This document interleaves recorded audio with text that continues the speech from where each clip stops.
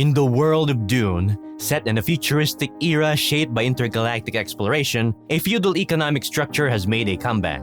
At the helm of this galaxy stands Padishah Emperor Shaddam IV, whose authority is shared with the land's Red Assembly and the sprawling conglomerate known as Combine Hunted Ober Advancer Mercantiles.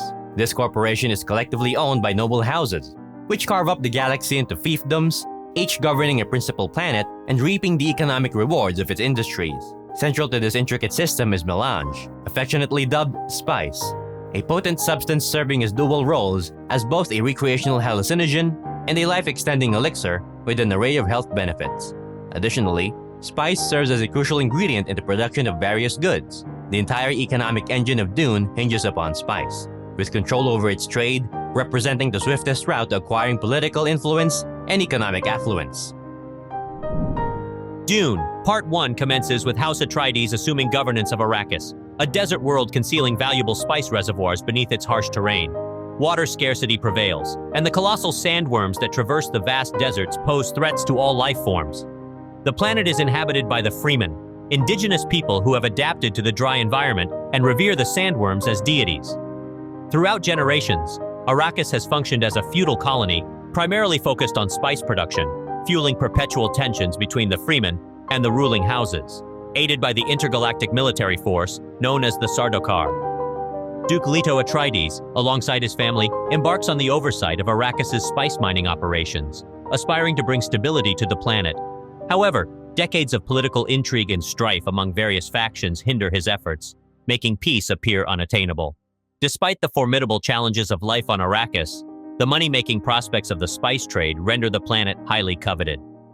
Leto's leadership is swiftly challenged by Baron Vladimir Harkonnen, head of a rival house displaced from Arrakis to make way for House Atreides. In his quest to reclaim power, Harkonnen incites discord on Arrakis through intimidation, bribery, and assassination attempts, culminating in a full-scale invasion with a mercenary army. Seizing control during the takeover, Harkonnen orchestrates Leto's passing, who valiantly attempts to eliminate the Baron while held captive, but ultimately falls short. The sole beacon of hope for House Atreides lies in the figure of Leto's son, Paul Atreides, who is widely regarded as a potential savior capable of rescuing Arrakis. Born to Leto and Lady Jessica, Paul possesses a unique blend of talents and lineage that have led various factions to hail him as their chosen leader. Paul's mother, Jessica, belongs to the Bene Gesserit, a clandestine sisterhood practicing ancient mind control and telekinetic techniques. Among their skills is the voice, a method enabling the speaker to hypnotize and manipulate others using specific vocal tones. Since childhood, Jessica has trained Paul in the ways of the Bene Gesserit, refining his abilities and molding him into a formidable individual. The Bene Gesserit have meticulously engineered their bloodline with the aspiration of producing the Kwisatz Haderach, a powerful male heir destined to transcend their practices. Paul's exceptional powers and royal lineage lead many to believe he is the chosen one foretold by prophecy. Additionally, the Freemen, under the leadership of Stilgar, anticipate the arrival of a savior. Their ancestral beliefs speak of a messianic figure who would emerge from distant lands to guide them toward peace and prosperity. Upon joining the Freemen at the conclusion of Part 1, Paul assumes the name Muad'Dib and embarks on a journey to fulfill the prophecy and unite the planet. While the marketing for Dune heavily emphasized Zendaya's role as the Freeman Princess Chani, her screen time in the initial film amounted to only a few dream sequences and a brief appearance in its concluding moments.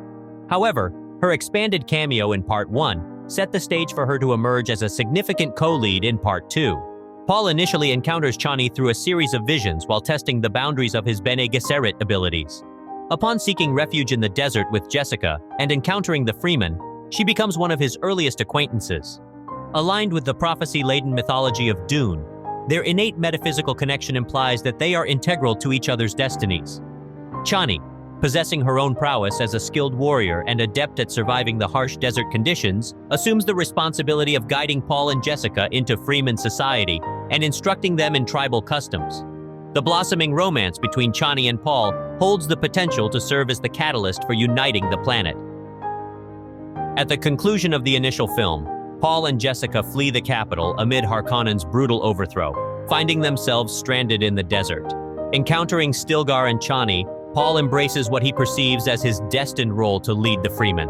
Although met with skepticism from many tribe members, Paul earns their acceptance by triumphing in a deadly duel against one of their most formidable warriors. Following his victory, Chani leads a hopeful Paul and hesitant Jessica into the tribe's fold. Now, Paul must undergo training in Freeman combat techniques and engage in their religious customs, including the worship and mastery of the perilous sandworms, to ultimately assume leadership within the tribe. Despite Harkonnen's continued control over the planet's governance and the aggressive resurgence of spice production, Paul gains access to an army capable of reclaiming Arrakis and fostering unity amidst the turmoil of war. However, the escalating political unrest prompts the Emperor to reconsider his previously hands-off approach and intervene directly to preserve the established order on Arrakis. The script adeptly handles exposition without overly feeling like exposition, for the most part. However, it's worth noting that if you're not typically drawn to science fiction films, there may not be much to pique your interest in Dune. The novel's impact, particularly on creators like George Lucas, is significant. I mean, we're talking about a desert planet here, quite the hallmark. And to add to that, concepts like the voice in the Dune universe bear resemblance to what later became known as Jedi mind tricks, illustrating the profound influence of Herbert's work. Villeneuve's extensive ensemble cast effectively embodies Herbert's characters, who often serve as archetypes rather than fully fleshed out individuals. Timothée Chalamet effectively portrays Paul Atreides, initially leaning to his youthfulness before convincingly shedding it as his character embraces his inherent power and discovers his path.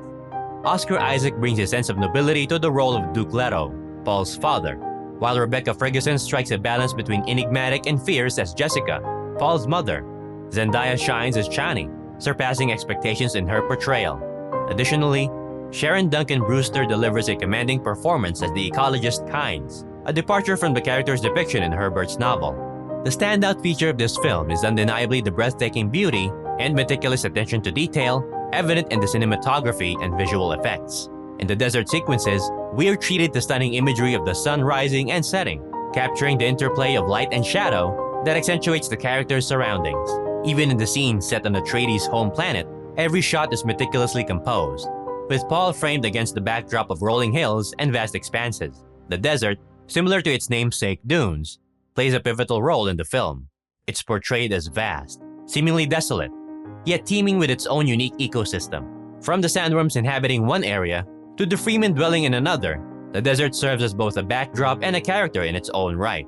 Initially foreboding, the desert gradually reveals its allure as characters navigate its harsh terrain and adapt to its challenges, showcasing its complexity and allure once one learns to navigate its intricacies without succumbing instantly.